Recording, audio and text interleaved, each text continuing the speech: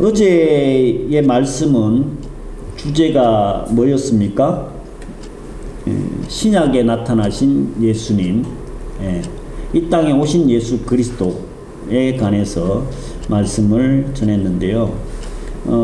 예수님은 예언 따라서 오셨어요. 하나님의 구원 계획 하에 오셨어요.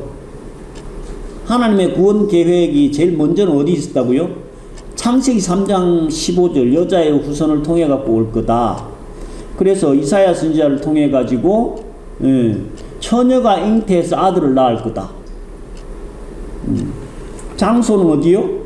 미가서 5장 2절에 유대 땅 베들레헴. 오늘 우리 교동문 읽은 내용이 있잖아요. 네.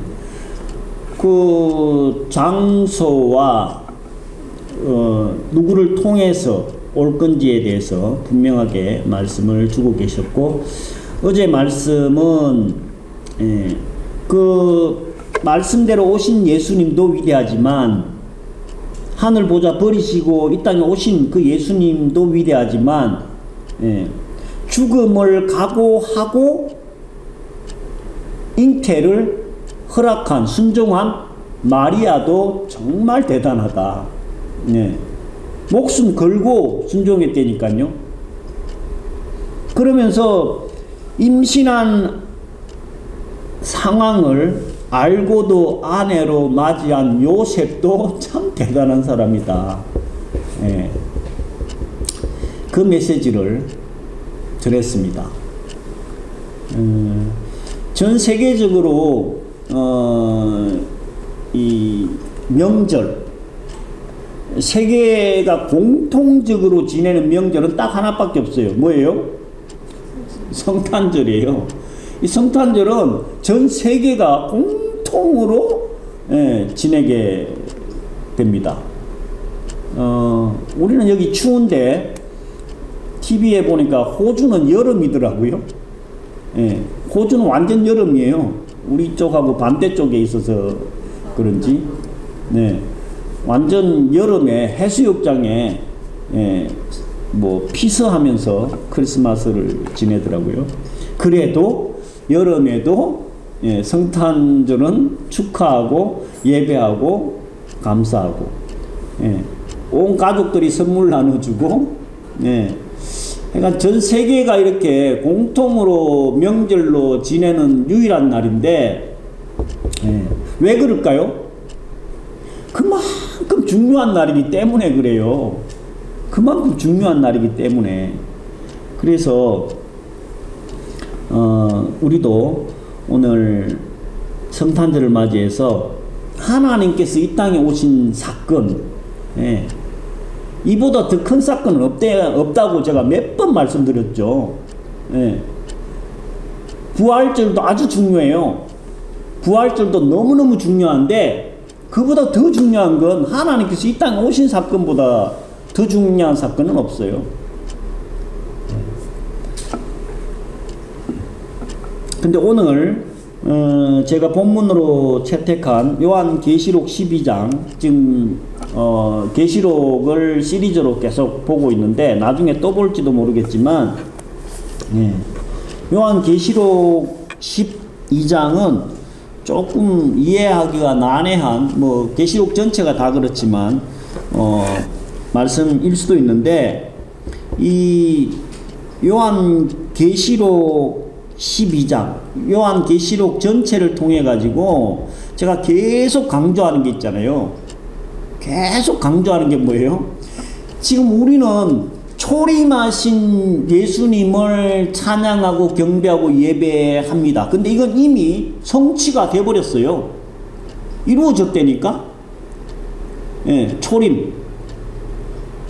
제가 계속 강조하는 건 뭐예요? 재림이에요. 다시 두 번째 맞이할 성탄절. 이 두 번째 맞이할 성탄절을 요한계시록 12장에 지금 기록하고 있는 거예요. 1절에 뭐라고 기록하냐면요, 하늘에 큰 이적이 보이니 해를 입은 한 여자가 있는데 그 발 아래 달이 있고 그 머리에는 12별의 면류관을 썼더라. 네. 지금 두 번째 오실 그 메시아 하나님이 어떤 상황 하에 오는지를 지금 1절에 기록하고 있는 거예요. 태양, 해를 입었다.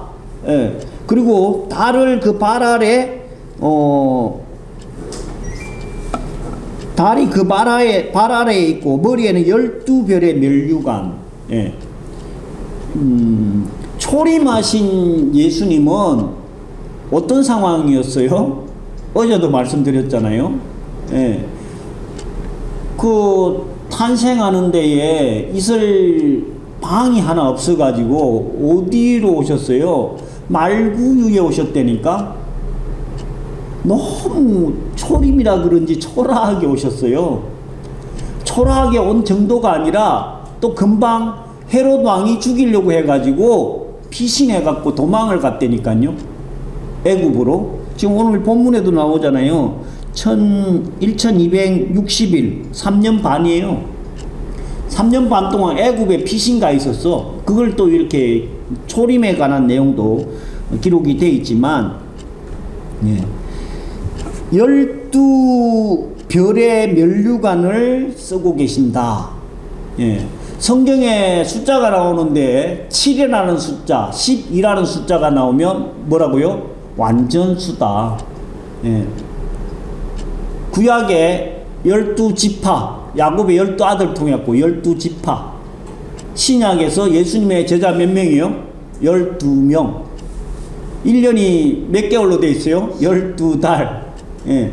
10이라는 숫자가 나오면 완전수고, 머리에 12별의 면류관을 썼다고 하면, 예, 완전하게 그 위엄과 권위를 갖추셨다. 이렇게 보시면 돼요. 근데 2절에 보면 이 여자가 아이를 베어 해산하게 되어 아파서 애써 부르짖더라. 하늘에 또 다른 이적이 보이니 보라, 큰 붉은 용이 있는데 머리가 7이요 뿔이 10이라. 그 여러 머리에 7면류관이 있는데. 무슨 차이예요? 여기서 나오는 용, 사단의 머리에는 면류관이 몇 개예요? 7개. 아까 예수님 하나님을 잉태한 그 여자는 면류관이 몇 개예요? 12개. 벌써 차이가 나잖아. 예. 그래서 사단은 하나님의 능력을, 그 위치를 절대로 넘어설 수가 없는 존재다라는 것을 또 이 면류관의 숫자로라도 알려주고 계신 거예요. 4절에 보면 그 꼬리가 하늘의 별 3분의 1을 끌어다가 땅에 던지더라. 용이 해산하려는 여자 앞에서 그가 해산하면 그 아이를 삼키고자 하더니, 여자가 아들을 낳으니 이는 장차 철장으로 만국을 다스릴 남자라. 그 아이를 하나님 앞과 그 보좌 앞으로 옮겨갔더라. 지금 사단이 꼬리가 별 3분의 1을 끌어다가 땅에 던져놔 놓고, 용이 해산하는 여자 앞에서 그가 해산하면 그 아이를 삼키려고 딱 기다리고 있는 거예요. 방해 공작을 펴겠다는 거예요. 예.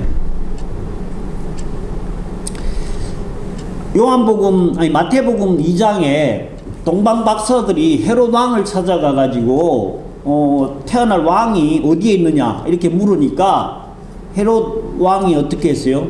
아니, 내가 왕인데 다른 왕이 또 나왔단 말이야? 그럼 내 자리가 위태롭겠네? 영모네, 영모. 그래서 예, 은근히 어디 있는지 지한테도 알려달라 그래요. 그래가지고는 하나님께서 천사를 통해 갖고 현몽해 가지고 빨리 피신하라고 알려주니까 애굽으로 피신을 했어요. 그때에 베들레헴에 있던 모든 2살 이하의 남자애를 다 죽여버려요. 예, 마태복음 2장에 기록이 돼 있어요. 아예 한 장 전체를 하려 해가지고 사단은 어떻게 하든 초림하는 예수님을 죽이려고 3년 반 동안 애굽에 있는 동안에 자객을 계속 보냈대요. 찾아가지고 죽이라고. 예, 지금도 저 성지순례 가면요, 이집트에 가면 예수님께서 어린설 때에 계셨다는 기념 교회들이 있어요. 예, 계속 옮겨 다니면서 살해의 위협에서 벗어나려고 그때마다 하나님께서 다 보호해 주셔가지고 헤로드 왕이 죽고 나서 돌아오게 되는데, 이 땅에 왕이 온다, 그것만으로도 사단은 견딜 수가 없는 거예요. 어떻게 하든 죽여야 돼.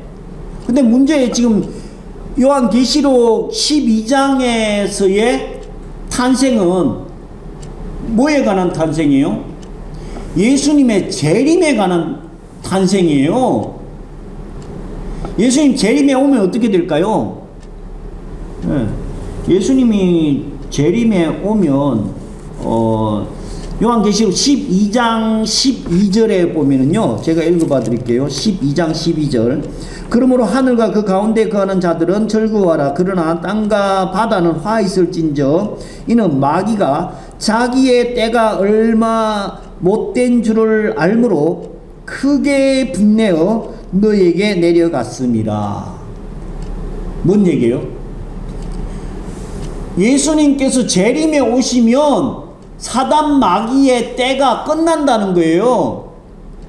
사단 마귀가 무저갱에 처박혀서 사단 마귀의 그 활약은 끝을 맺는 거기 때문에 사단이 그걸 아니까 지금 4절에 용이 아기가 태어나기만 하면 죽일 거라고 하늘의 별 3분의 1을 다 걷어차고 모아다가 예수님의 재림을 방해하고 있는 거예요.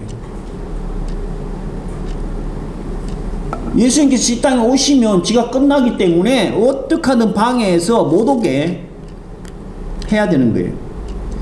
그래서 그 상황이 6절에 보면 그 여자가 광야로 도망하며 거기서 1260일 동안 저를 양육하기 위하여 하나님이 예비하신 곳에 있더라.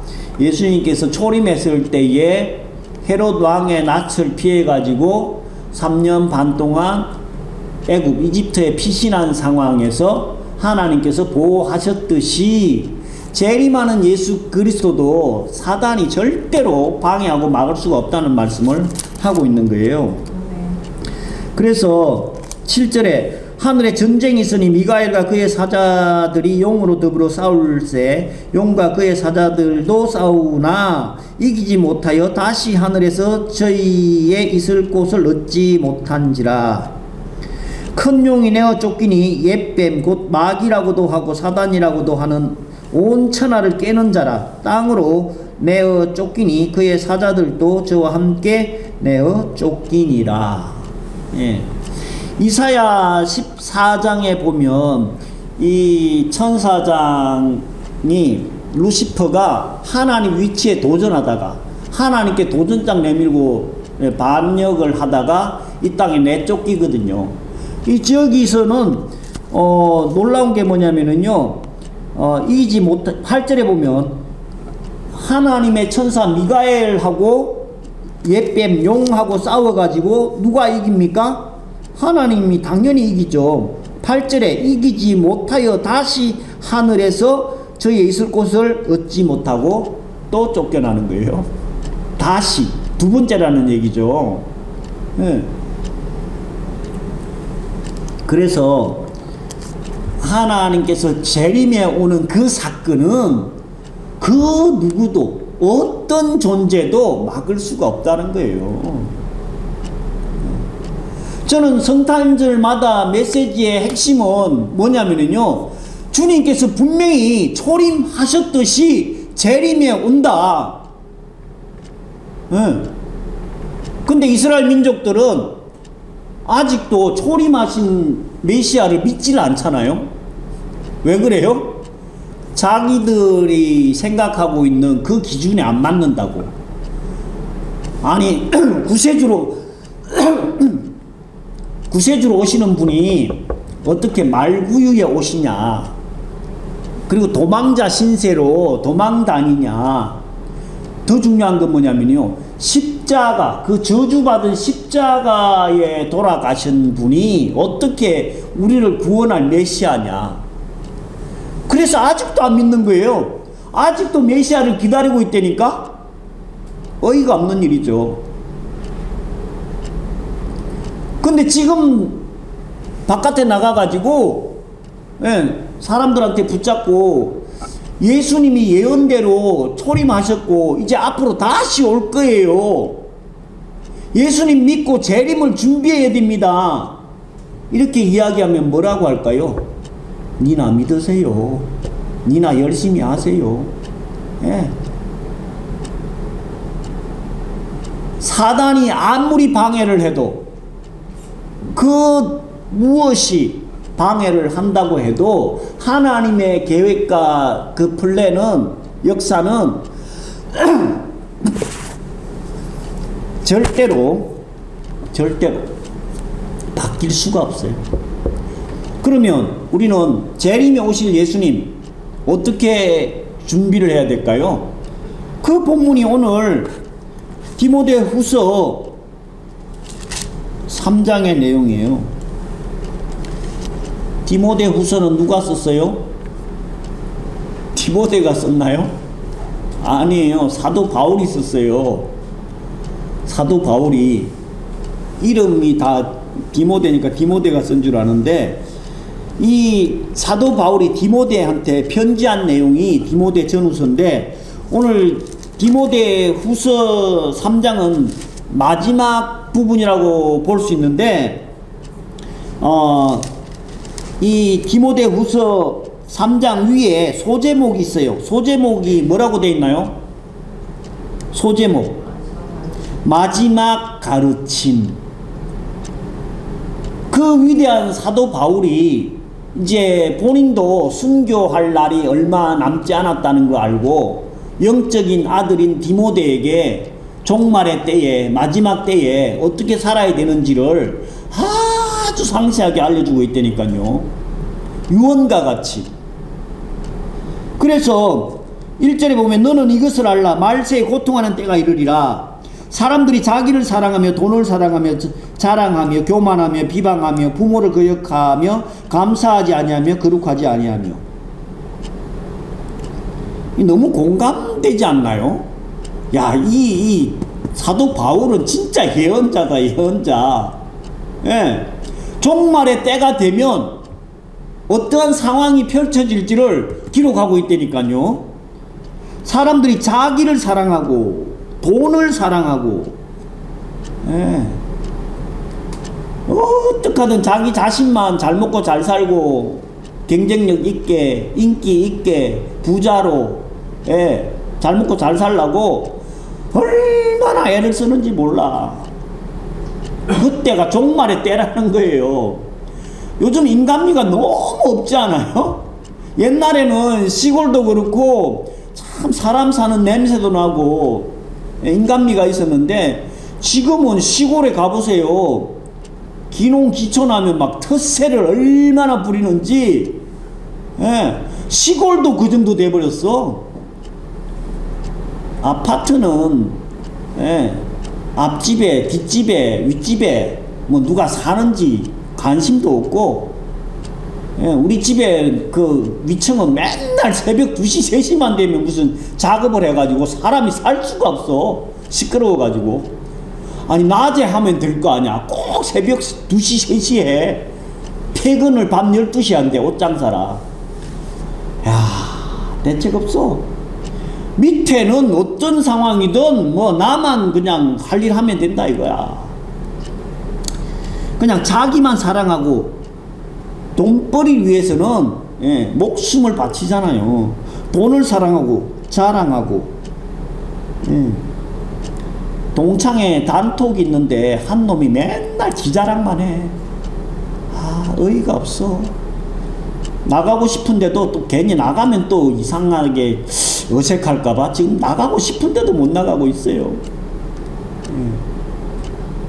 우리 중학교 동창의 단톡인데 몇 명 되지도 않는데, 예. 그놈들 중에 우리 영상 보는 놈 한 놈도 없을 거니까, 예. 예수님 믿는 사람이 한 명도 없어?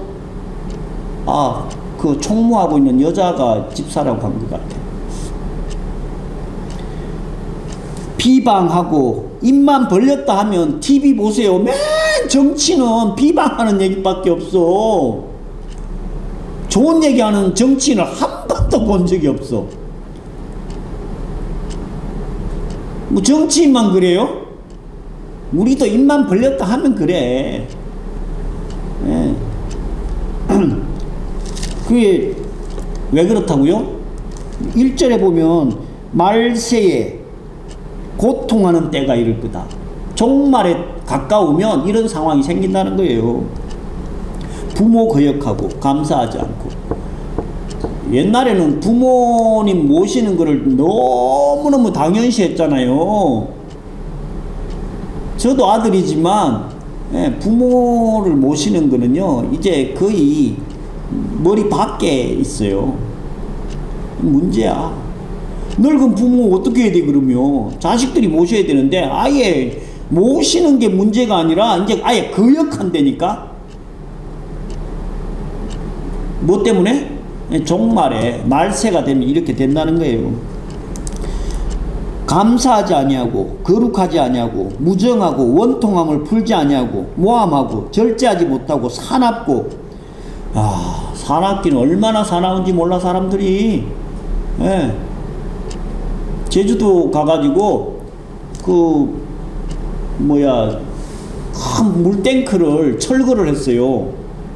그래가지고 물탱크 철거하면서 그 물선을 이렇게 잘랐는데, 그게 아무 건물하고 물탱크하고 상관이 없는 줄 알았거든.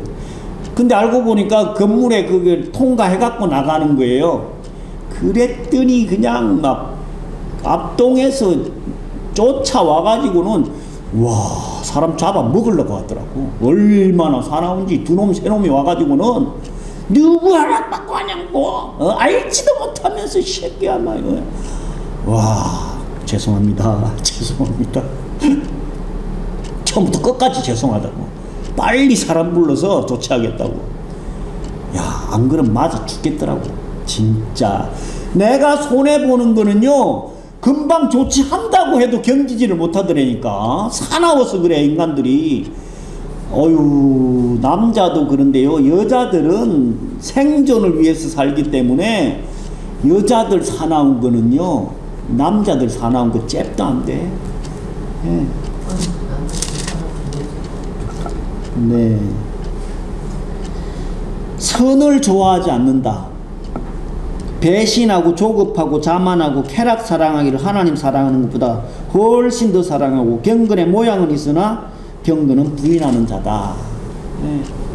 경건의 모양은 있으나 경건의 능력을 부인하는 자. 이건 누구 들으라고 한 얘기일까요? 교인들한테 하는 얘기예요. 종교 활동은 열심히 해. 믿음 엄청 좋은 것 같이 한다니까. 근데 경건의 능력은 부인한다. 하나님 말씀 믿지도 않고 종교 활동만 해서, 이 사도 바울은 어떻게 2000년 전에 이런 예견을 했는지 참 놀라울 따름이에요. 6절은 그들 중에 남의 집에 가만히 들어가 어리석은 여자를 유인하는 자들이 있으니 그 여자는 죄를 중히 지고 여러 가지 욕심에 끌림 받아 항상 배우나 끝내 진리의 지식에 이를 수 없느니라. 어리석은 여자들을 유인하고 깨어가지고 사기치는 인간들이요, 여자들을 많이 활용해요. 남자들은 그나마 조금씩 뭐 따져도 보고 하는데, 순진한 여자들은 그냥 이야기하면 그게 사실인 줄 알고 혹해가지고 그냥 다 넘어간다니까. 그 여자들이 여기 뭐라고 얘기해요? 항상 배우나 끝내 진리의 지식에 이를 수 없다. 네. 아무리 배워도 진리의 지식에 이르지 못해갖고 결국 당한다는 얘기예요. 종말에 때가 되면. 얀네와 얀브레가 모세를 대적한 것 같이 그들도 진리를 대적하니 이 사람들은 그 마음에 부패한 자요 믿음에 관하여 버림받은 자들이다. 얀네와 얀브레, 이 성경에 구체적으로 나오진 않지만 지금 여기 말씀하고 있는 대로 모세를 대적했다. 모세가 출애굽할 때 10가지 재앙을 이렇게 바로 앞에 행할 때에 이 얀네와 얀브레도 좀 주석에 보니까 마술사 있잖아요. 마술사. 모세가 하는 거 흉내내 가지고 모세의 사역을 계속 방해한 존재들이라는 거예요. 그러나 그들이 더 나아가지 못한 것은 저 두 사람이 된 것과 같이 그들의 어리석음이 드러날 것임이라. 예. 결국 아무리 그걸 따라 해도 어리석은 여자들이 사기꾼한테 당하듯이 결국은 넘어서지는 못한다, 그 얘기예요.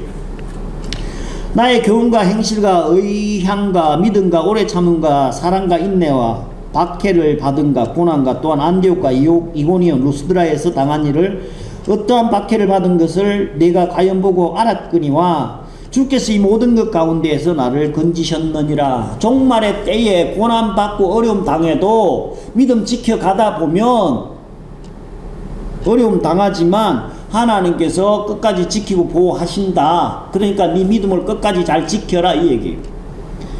그래서 13절 악한 사람들과 속이는 자들은 더욱 악하여져서 속이기도 하고 속기도 하나니 그러나 너는 배우고 확신한 일에 거하라. 너는 네가 누구에게서 배운 것을 알며 또 어려서부터 성경을 알았나니 성경은 능히 너로 하여금 그리스도 예수 안에 있는 믿음으로 말미암아 구원에 이르는 지혜가 있게 하느니라. 종말의 때가 되면 아까도 사납다고 얘기했지만 악한 자들은 더 악해지고요. 그러면서 남을 속이는데 지도 또 속아. 예. 2000년 전에 우리나라는 어떤 상황인지 어느 시대, 신라 시대인가요? 고조선인가? 고조선 말려. 네. 전쟁은 고려 한나라는 전쟁. 고려. 네. 그렇죠. 그죠. 안건. 네. 그런 시대적인 상황인데 사도 바울은 예? 그 당시에는 뭐 사업을 하고 막 이렇게 농경 사회였을 것 같은데도 어떻게 이런 이야기를 쓸 수 있냔 말이에요. 2000년 전에 정말로 사도 바울은 위대한 사람이고, 그래서 성경은 본인이 쓴 게 아니고 기자라 그래요. 대필자라는 거예요. 하나님의 성령께서 알려주는 것을 쓴 거예요. 그래서 15절에 보면 어려서부터 성경을 알았나니 성경은 능히 너로 하여금 그리스도 예수 안에 있는 믿음으로 말미암아 구원에 이르는 지혜가 있게 하느니라. 구원에 이르는 지혜가 있게 하고 모든 성경은 하나님의 감동으로 된 것으로 교훈과 책망과 바르게 함과 의로 교육하기에 유익하니 이는 하나님의 사람으로 온전하게 하여 모든 선한 일을 행한 능력을 갖추게 하려 함이니라. 네. 성경은 하나님의 감동으로 기자들을 대필자로 써서 기록을 했다. 그래서 이 성경을 통해 가지고는 책망과 바르게 함과 의로 교육하기에 유익하고 하나님의 사람들로 해서 온전하게 완전한 사람으로 만들어 가기 위함이다. 이 종말의 때에 예수님께서 다시 오실 두 번째 크리스마스를 준비하는 우리는 어떠해야 하는가? 이 디모데후서 3장의 말씀을 달달달 외워서 기억해서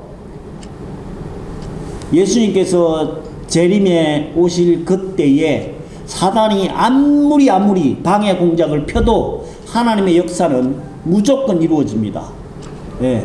하나님의 계획과 플랜은 다시 오실 그 약속은 분명히 성취될 것이기 때문에 종말의 때를 잘 기억해서 하나님 다시 오실 때에 기쁨으로 맞이하는 저와 여러분 되시기를 예수 그리스도로 간절히 축원드립니다. 기도하겠습니다. 주님 감사합니다. 아버지 하나님의 그 계획은 1.1핵도 틀린 것이 없었습니다. 초림을 예언하셨고 또 예언하신 그대로 오셨고 또 요한계시록을 통하여서 많은 선지자들을 통하여서 아버지 하나님께서 다시 오실 것이라고 말씀하고 있습니다. 사단이 아무리 방해 공작을 펴도 아버지 하나님의 계획은 절대로 무산될 수가 없사오니 사도 바울이 영적인 아들 디모데에게 편지한 것 같이 이 종말의 때에 우리가 어떠해야 하는지를 다시 한번 말씀 통하여서 깊이 묵상하고 실천하여서 아버지 하나님께서 다시 오실 때에 기쁨으로 맞이할 수 있는 우리 마라나타 샬롬의 근속들 하나님의 자녀들 되게 하여 주시옵기를 간절히 바라고 원하오며 우리 주 예수 그리스도로 감사하며 기도 올려옵나이다. 아멘.